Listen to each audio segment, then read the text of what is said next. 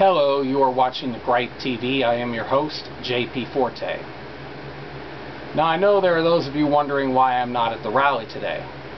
To be honest, I really wanted to go, and I really wish I could have been there. But unfortunately, some transportation issues hit me right at the last moment, and so here I am. Now, what I'm going to get into today is something that I really never thought I would have to get into. And what I'm going to be getting into today is, these people who claim to be wolf advocates, but, they really make me wonder. And the reason for this is because I noticed a couple days ago, right around the time the rally was starting, I noticed some of these so-called wolf advocates making statements, to people that are going to the rally, to walk lightly and watch what you say and don't step on any toes to, anger and rile up the hunters and the wolf haters or whatever. And, since when should we care about what these hunters who are out killing the wolves think? Seriously. And then, of course, I noticed them talking about, well, we need to have a compromise with them. Don't make them angry because they'll lure the wolves out of the park and kill them. Well, the thing is, it's kind of asinine to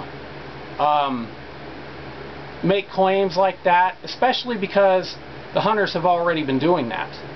They've been luring these wolves out of the park since they lost their protection, and they were even luring wolves out of the park and killing them even long before that, even all the way as far back as to when they were reintroduced.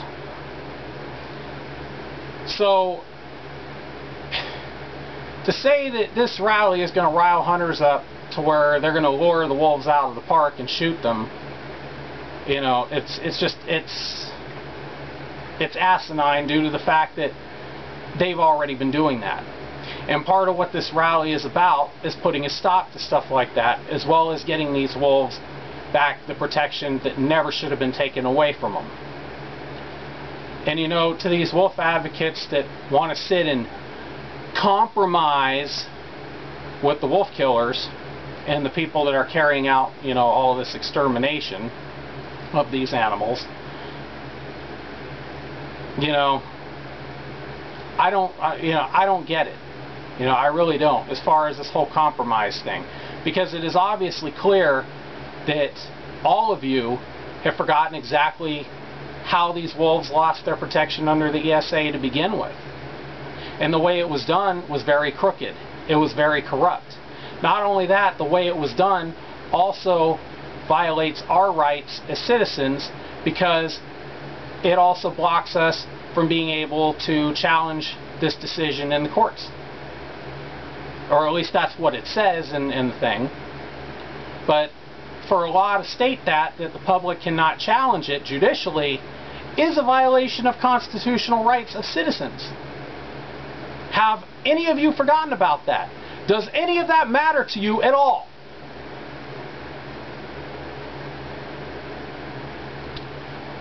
Anyway, and then of course, the more I hear them talk about, we need to compromise with the hunters, we need to work with them. You must be out of your freaking minds. Do you really think that you're ever going to get any respect from these hunters? Especially with the way they've treated us and the way they've gloated about the killing and the way that they show all the torture that they do? When you sit there, oh no, please, Mr. Hunter, don't kill these many or this or that. You know what they're going to do? They're just going to laugh and talk about how weak you are. And then they're going to go out and gut shoot some more wolves and torture them. And then they're going to come back and they're going to slap you around some more, gloating and flaunting how they've done some more killing. And quite frankly, with the way that this slaughter ended up happening, and just the way that it was done and just how unfair it was and how crooked it was, do you really think that I want to sit and hold hands with these hunters, these very same people who are going out killing the wolves, and have a big kumbaya with them? Hell no!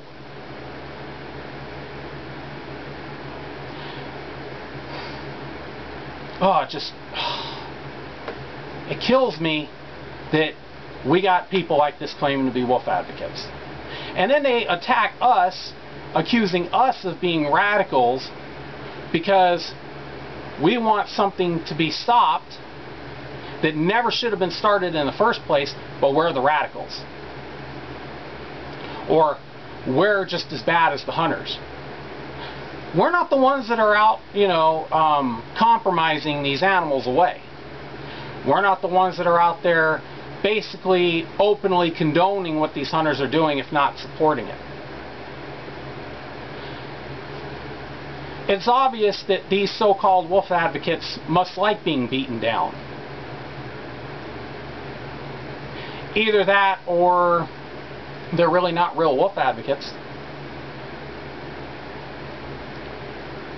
I mean, I think about it with some of them, and the fact that they've been going after us and personally attacking those of us that support having protests and civil disobedience and rallies and speaking out against the killing and demanding a repeal to how these wolves were taken off the endangered species list.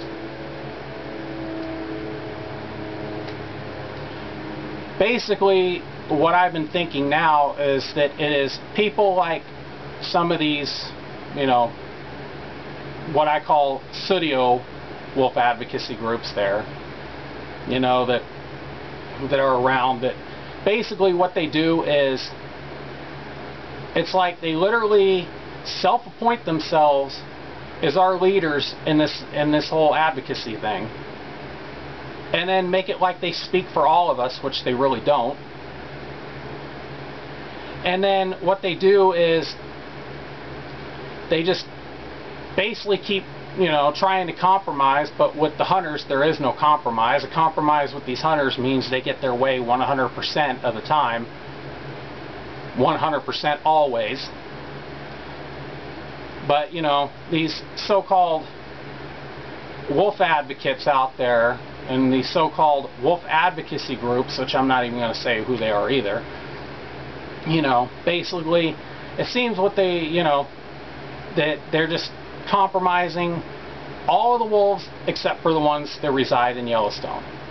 It is obviously clear that they clearly do not give a damn, and they clearly do not care what is being done to these animals and what is happening to them, so long as they have a few wolves in Yellowstone National Park that, they can take pretty pictures of and do tours of, wolf viewing and wolf watching tours, and making a profit off of them.